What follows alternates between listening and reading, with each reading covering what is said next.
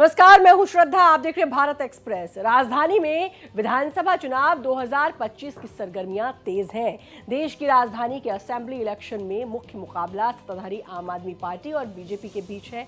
हालांकि कांग्रेस भी पुराना जनाधार हासिल करने के लिए पूरी कोशिश कर रही है। इस बीच कई बाहरी दिग्गजों ने दिल्ली के रण में उतरकर चुनावी भिड़ंत को दिलचस्प बना दिया। हाल ही में एनसीपी अजित पवार ने दिल्ली में अपने कई प्रत्याशियों की लिस्ट जारी की। वहीं बहुजन समाजवादी पार्टी प्रमुख मायावती ने भतीजे आकाश आनंद को चेहरा बनाकर राजधानी की रणभेरी बजा दी है। इसके साथ केंद्रीय मंत्री जीतन राम मांझी ने ऐलान किया है कि उनकी पार्टी एचएएम दिल्ली में अकेले ही विधानसभा चुनाव लड़ेगी। वहीं ऑल इंडिया मजलिस ए इत्तेहादुल मुस्लिम्स प्रमुख असदुद्दीन ओवैसी ने मुस्तफाबाद विधानसभा में 2020 दंगों के आरोपी ताहिर हुसैन को अपना प्रत्याशी बनाया है। अब बड़ा सवाल यह है कि देश की सियासत के नामी सियासतदानों के उम्मीदवार मैदान में आने से आप बीजेपी और कांग्रेस के कितने मतदाताओं पर कितना और किस तरह का असर पड़ेगा। दिल्ली का चुनाव बाहरी खिलाड़ियों ने चला दांव।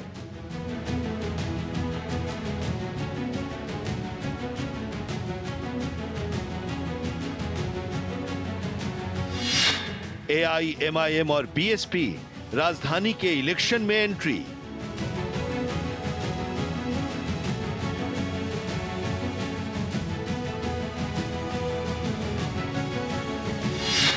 एनसीपी और हम, मांझी पवार में कितना दम।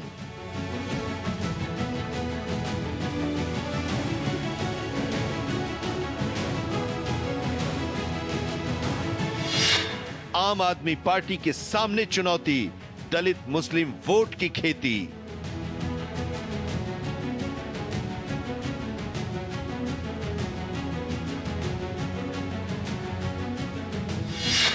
अजित पवार की अलग राह, वोटर कितना भाव देगा।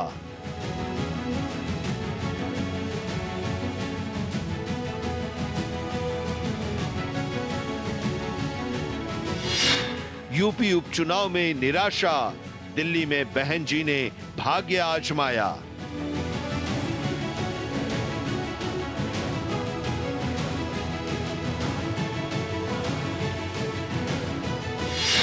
ताहिर हुसैन, शाहरुख पठान, दंगाइयों पर ओवैसी मेहरबान।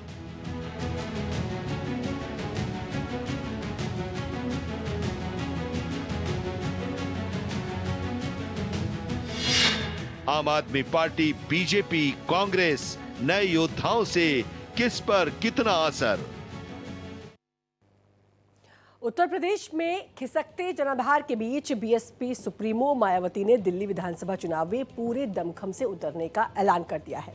मायावती ने पार्टी के वरिष्ठ नेताओं के साथ बैठक की और तय किया कि दिल्ली विधानसभा चुनाव की तारीखों के ऐलान से पहले ही पार्टी हर विधानसभा में अपना उम्मीदवार उतारेगी।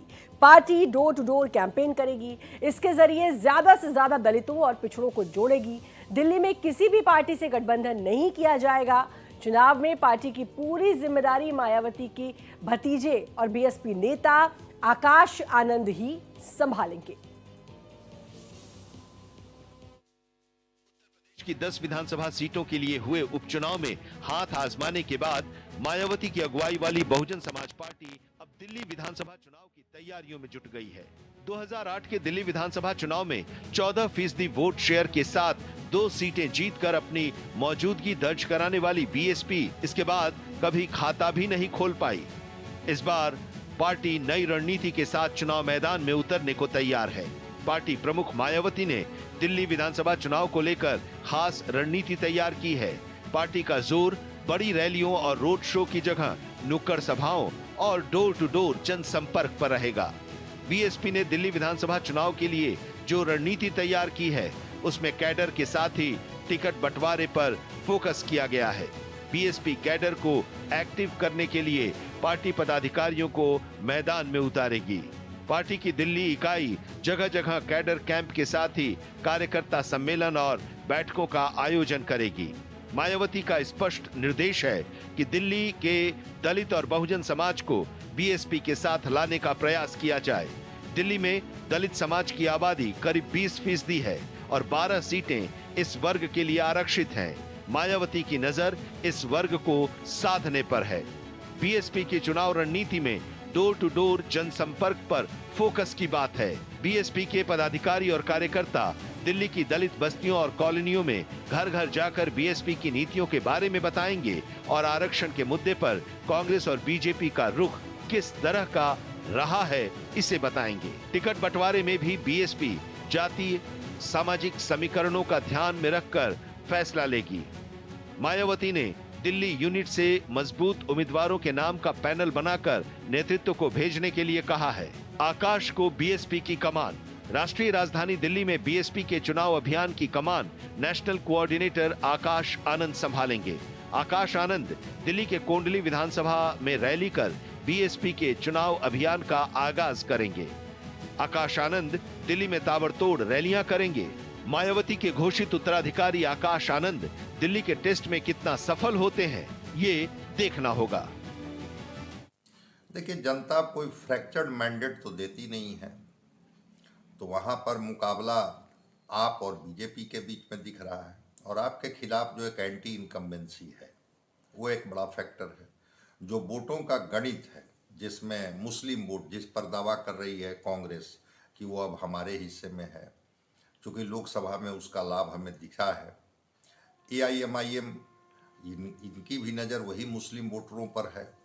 तो अगर मुस्लिम और दलित वोटर आपसे छिटकते हैं, या जो कहा जाता है कि जो पूर्वांचल के वोटर हैं जिसको लेकर के भी बीजेपी ने आपको घेरा है, तो अगर ये सारे उम्मीदवार खड़े होते हैं तो निश्चित रूप से आपको नुकसान होता हुआ दिख रहा है। बीजेपी तो सत्ता में इधर है नहीं, तो आप अभी सत्ता में है, तो आपके खिलाफ या जो आपका जो वोटिंग का जो गणित है, जो जातीय समीकरण है, या जो सोशल जो इनका कॉम्बिनेशन है, उस कॉम्बिनेशन में फ्रैक्चर होने की बात दिख रही है।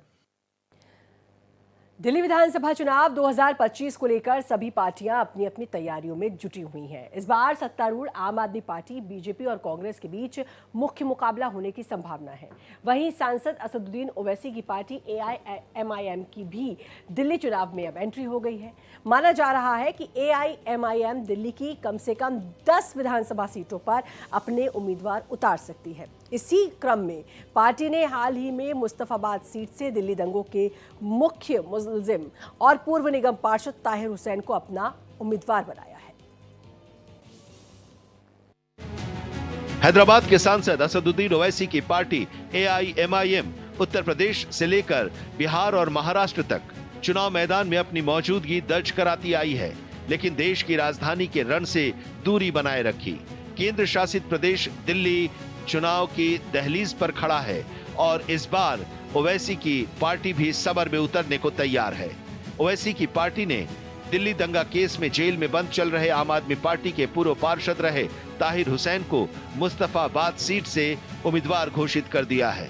दिल्ली दंगों के दौरान पुलिसकर्मी पर पिस्टल तानकर चर्चा में आए शाहरुख पठान के चुनाव लड़ने की भी हो रही है।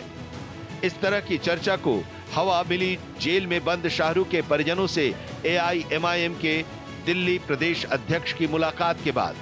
ओवैसी की पार्टी के दिल्ली अध्यक्ष शोएब जमई ने हाल ही में शाहरुख के परिवार से मुलाकात की थी और ये कहा था कि अगर परिवार और वहां की लोकल आवाम चाहे तो हम चुनाव लड़ाने के लिए तैयार हैं। पहले ताहिर हुसैन और अब शाहरुख पठान। एआईएमआईएम दिल्ली दंगों के आरोपी चेहरों को चुनाव मैदान में उतारकर या उतारने की बात कर क्या संदेश देना चाहती है? क्या ओवैसी की पार्टी विवादित चेहरों को मौका देकर दिल्ली की सियासत में डेब्यू कर पाएगी? और अगर हाँ, तो एआईएमआईएम किसका गेम बिगाड़ेगी?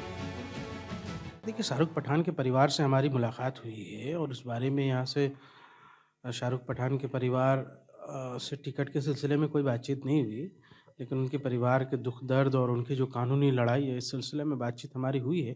उनकी मां से मुलाकात करके हमने अपना ऑफ़र कानूनी तौर पर लड़ाई लड़ने के लिए हमने दिया है कि भाई हम आपके साथ हैं और इस मुहिम में आपके साथ रहेंगे। आपके बेटे को भी बेल मिलना चाहिए। जो दिल्ली दंगों की मास्टरमाइंड है, जिसके ऊपर चार्जेस फ्रेम्ड है, उसको टिकट देंगे। राहुल गांधी की पैरवी से उसको टिकट मिलने वाला है जल्दी। तो एमआईएम ने सोचा भाई हम क्यों पीछे रह जाए, उन्होंने ताहिर हुसैन को तो टिकट दिया ही था, अंकित शर्मा के हत्यारे को, दिल्ली दंगों का दूसरा मास्टरमाइंड। अब उन्होंने कहा शाहरुख पठान, जिसकी वो तस्वीर है कि वो कैसे बंदूक तान कर दिल्ली पुलिस पर खड़ा है और कैसे उसने दिल्ली के दंगे भड़काए, जिसको आज भी बेल नहीं मिली है, वो कह रहे कि हम इनको टिकट देंगे।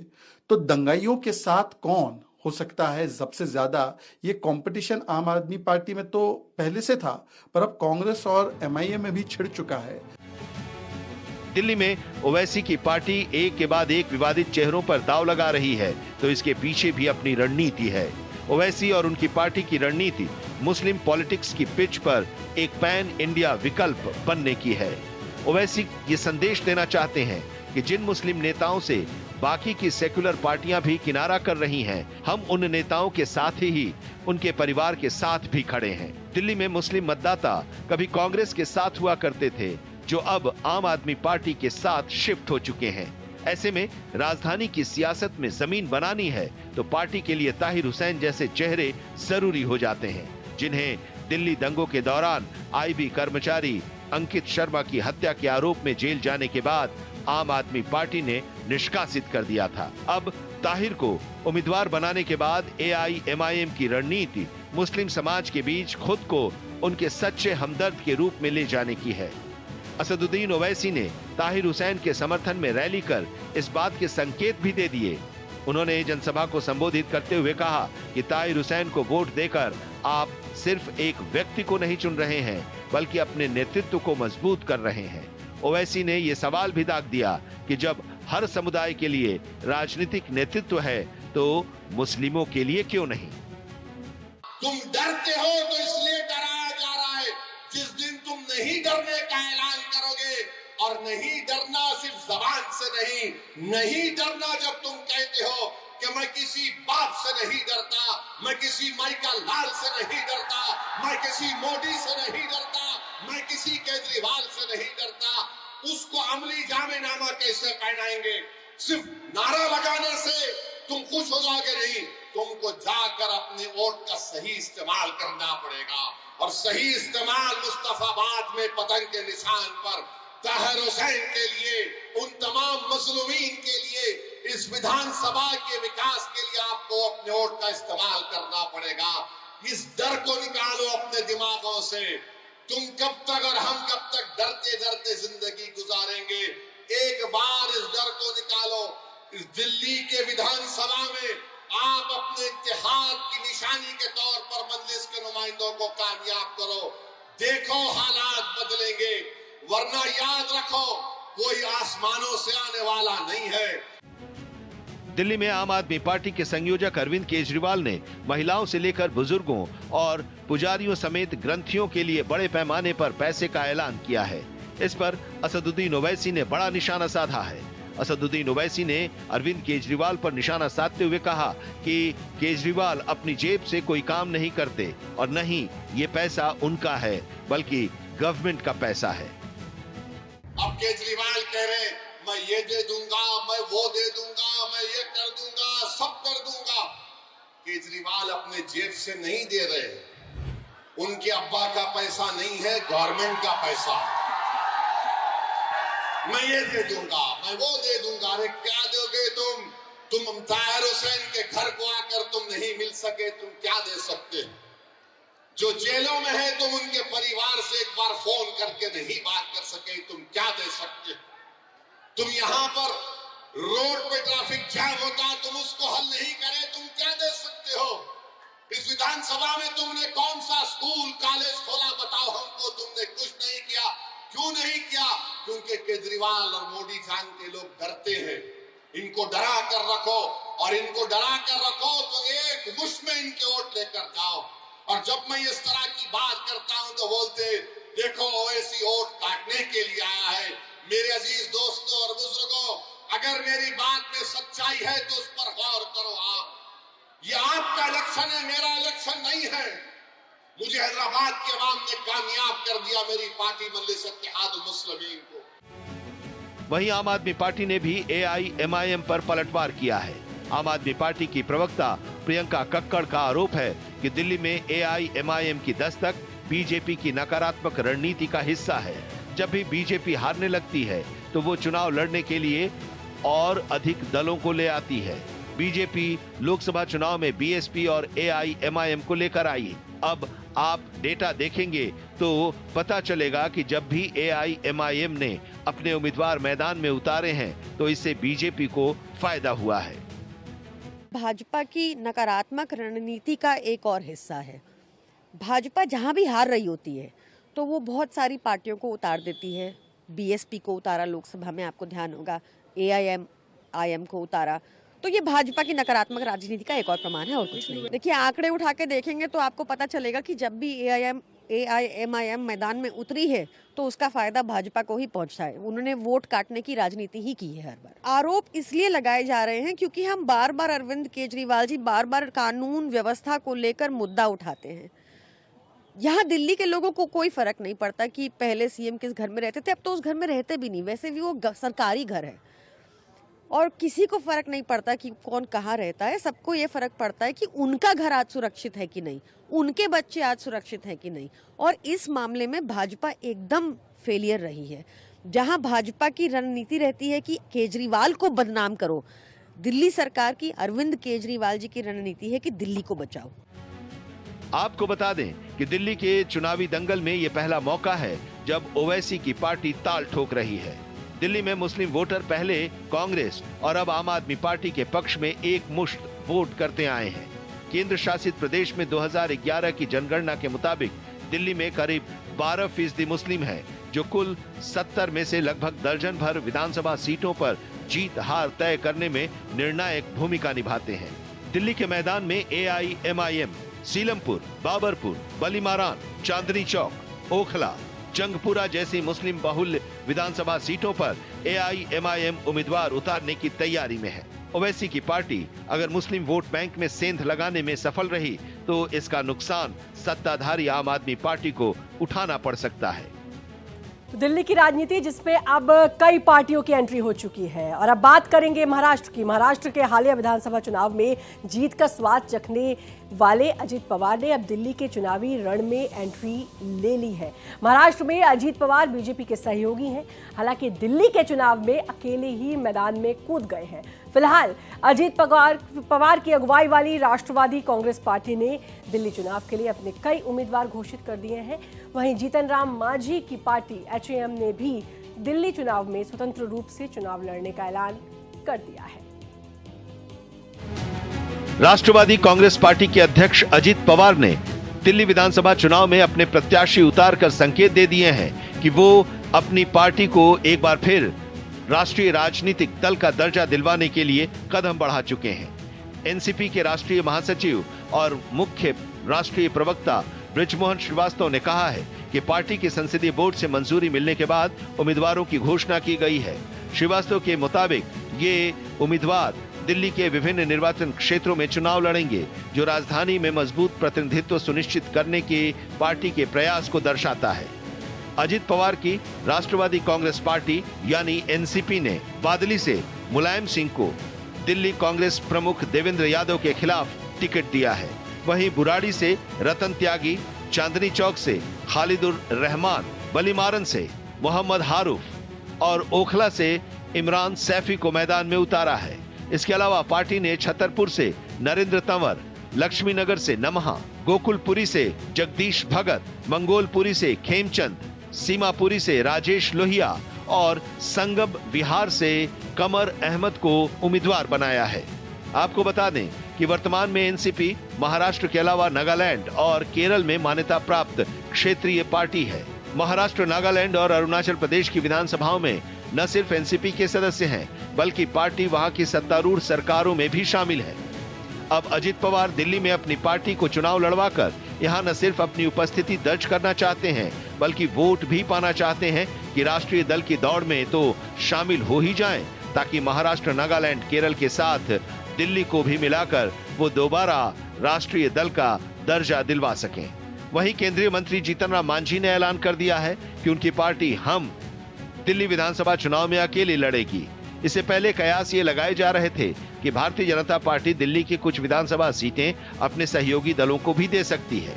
जीतन राम मांझी की पार्टी हम ने दिल्ली में बीजेपी के सामने विधानसभा सीटों की डिमांड रखी थी। हालांकि अब साफ हो गया है कि हम दिल्ली के चुनाव में स्वतंत्र रूप से लड़ेगी। अब तक खबर थी कि बिहार के मुख्यमंत्री नीतीश कुमार, आंध्र प्रदेश के सीएम चंद्रबाबू नायडू, महाराष्ट्र के डिप्टी सीएम एकनाथ शिंदे, केंद्रीय मंत्री जीतन राम मांझी और चिराग पासवान दिल्ली में एनडीए के लिए प्रचार कर सकते हैं। लेकिन अब जीतन राम मांझी ने खुद को अलग कर लिया है। दरअसल दिल्ली में बड़ी तादाद में पूर्वांचली वोटर्स हैं। एनडीए इन्हें अपने पाले में लाना चाहती है। इसकी जिम्मेदारी बिहार के नेताओं पर होगी। बिहार, पूर्वी उत्तर प्रदेश और झारखंड मूल के करीब 25% मतदाता दिल्ली में रहते हैं। इनका करीब 20 सीटों पर दबदबा है। आपको बता दें कि पिछले विधानसभा चुनाव में भी जीतन राम मांझी की पार्टी हमने दिल्ली विधानसभा सीट पर 2 उम्मीदवार खड़े किए थे और इस बार पार्टी आधा दर्जन से अधिक सीटों पर अपना उम्मीदवार खड़ा करना चाहती है। जीतन राम मांझी का जनाधार दिल्ली में क्या है ये सबको पता है, लेकिन एनडीए के हिस्से से अगर कुछ सीटें इनके हिस्से में आ जाती हैं या उसका कोई फायदा इनको बिहार में मिल जाता है, तो इसी प्रेशर पॉलिटिक्स के तहत जीतन राम मांझी दिल्ली में जाकर के अपना किस्मत आजमाने की कोशिश कर रहे हैं। रह गई बात कि नीतीश कुमार ने भी कहा है कि दिल्ली का चुनाव लड़ेंगे, तो क्या एनडीए नीतीश कुमार को भी संतुष्ट करेगी, जीतन राम मांझी को भी संतुष्ट करेगी, अपने सारे कोएलिशन पार्टनर को संतुष्ट करेगी? ऐसा लगता नहीं है। हाँ, ये कह रहे हैं जीतन राम मांझी जरूर कि अगर हमारा गठबंधन में एनडीए हमें कुछ सीटें देती हैं तो ठीक है, नहीं तो हम अकेले भी वहाँ चुनाव लड़ सकते हैं। तो वही 12 जो सुरक्षित सीटें हैं उन पर जीतन राम मांझी की भी नज़र है और इनको लगता है कि अगर हम वहाँ चुनाव लड़ेंगे तो हो सकता है कि हमारे हिस्से में परिणाम आ जाए। देखते हैं जीतन राम मांझी की कोशिश कि क्या ये उम्मीदवारी वहाँ पर दे पाते हैं, क्या ये चुनाव में अपनी भागीदारी, अपनी उपस्थिति दर्ज करा पाते हैं। एक दशक से दिल्ली में आम आदमी पार्टी का एक तरफा दबदबा कायम रहा है, लेकिन पार्टी शराब नीति घोटाले की वजह से सवालों के घेरे में है। लिहाजा विधानसभा चुनाव में बीजेपी नए जोश के साथ मैदान में उतर रही है। वहीं राष्ट्रीय स्तर पर आप की सहयोगी कांग्रेस इस बार केजरीवाल पर तीखे सवालों की बौछार कर रही है। इस बीच बीएसपी, एआईएमआईएम, एनसीपी और एचएएम के दिल्ली चुनाव में उतर आने से अब असेंबली इलेक्शन की भिड़ंत और पेचीदा हो गई है। हालांकि देश की राजधानी में टक्कर आप और बीजेपी के बीच ही है, लेकिन कांग्रेस के बाद 4 और दलों के मैदान में आ जाने से वोट बैंक में बड़े पैमाने पर सेंधमारी हो सकती है। फिलहाल इस खास पेशकश में इतना ही, लेकिन बाकी खबरों के लिए लगातार बने रहिए भारत एक्सप्रेस के साथ।